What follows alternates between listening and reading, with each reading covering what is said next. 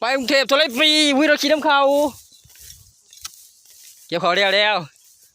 เลาะบาดนี้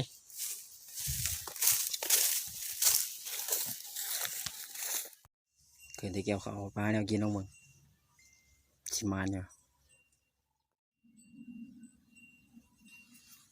นี่เนี่ยใส่ปลาไปใส่ปลา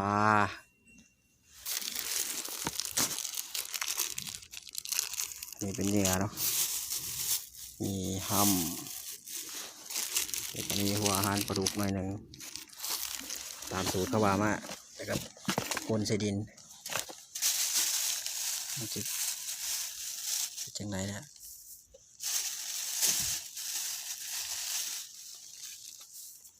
ลองมือสิไหลอยู่บ่คือเขาบอกอยู่ว่า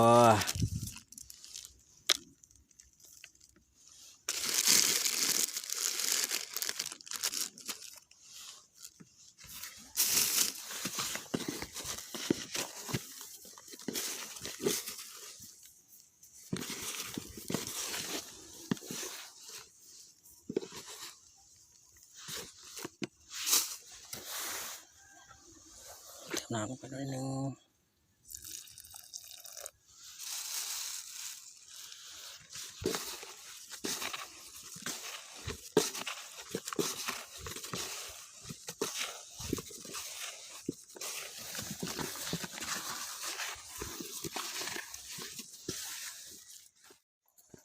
เอาน้องแล้วใส่ตุ่มเลยเอาบนใส่แล้ว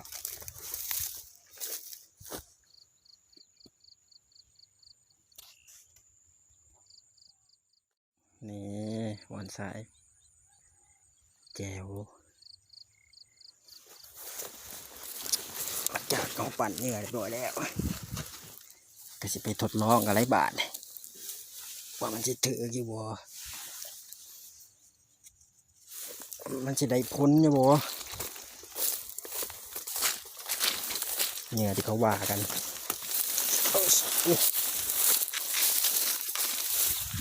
หมูป่าหมูลงไว้มีเราได้วันนี้เราได้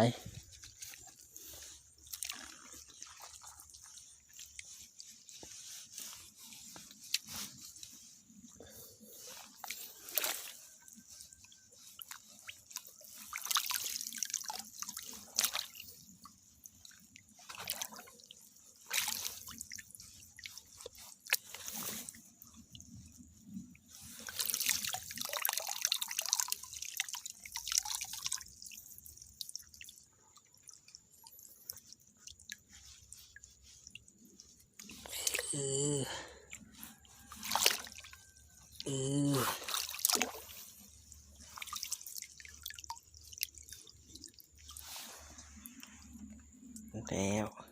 อันที่สองจะใส่ร้ายกว่านี้มีแต่สองหลังโอ้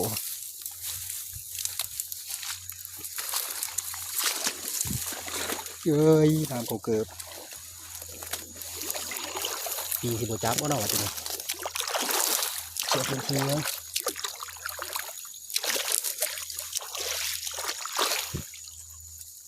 มาแล้วเลยทันทีแล้ว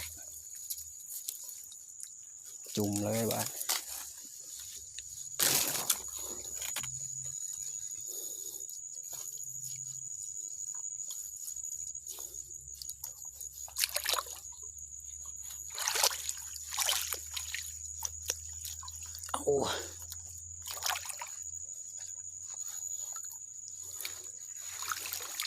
เอาใจจะมาเบิ้งใหม่ถืออยู่บ่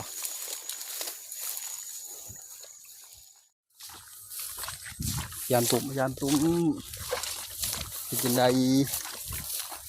สิถืออยู่บ่สมคำลำดื้ออยู่บ่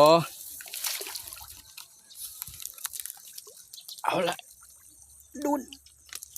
อายะแจวอยู่ คืออยู่ว่าจัง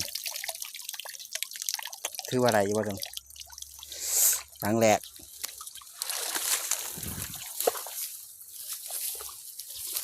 ถึงจะปลากระเดิด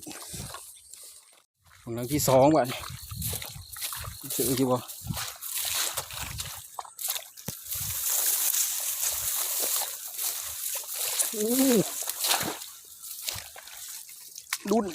ดุนอันเนี้ยเว้ยเฮ้ยโอ้ย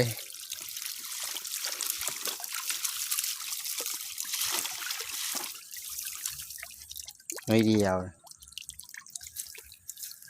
คือเว้นถือของเขาว่ะ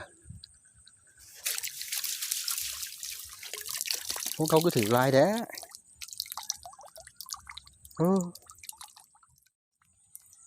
ใส่ยี่บถือกันแต่แทงเทิงขี้ตัวเนี่ยบุพเจล